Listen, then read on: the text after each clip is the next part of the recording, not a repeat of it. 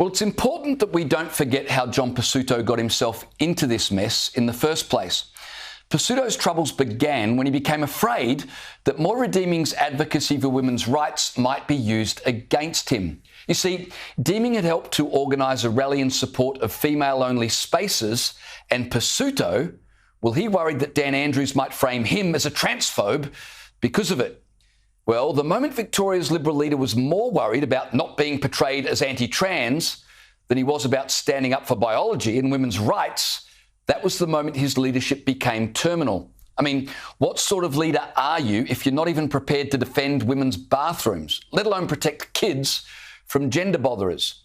So while Pesutto now ponders an inevitable challenge to his leadership, on the other side of the world, a man who's happy to be smeared as a transphobe if it means defending biology, women, children, and most importantly, truth, well, he is riding high. Under the Trump administration, it will be the official policy of the United States government that there are only two genders, male and female. Did you ever imagine a day in which a president of the United States would insist that a defining characteristic of his administration would be a recognition of only two genders? And did you ever imagine a day in which a crowd would cheer a president for daring to say no more than there are men and there are women? Peter Dutton should take note. Winning elections in 2025 could be as simple as knowing the difference between men and women and having the courage to say so. Of course, the left will frame Trump's agenda as a push against LGBTQ people, but of course, it's not. It's a push against what Trump calls trans lunacy. Lunacy that has men using female bathrooms, men competing in female sports, and gender-confused kids being sterilised in the mistaken belief that it's the empathetic thing to do.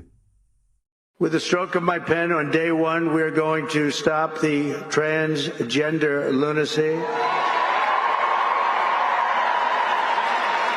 And I will sign executive orders to end child sexual mutilation, get transgender out of the military and out of our elementary schools and middle schools and high school.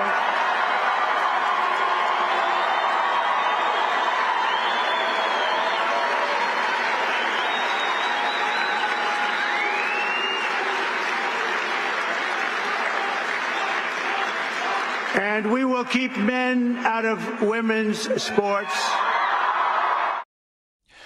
That Trump's speech will be seen as controversial is a sign of just how far Western thought has fallen.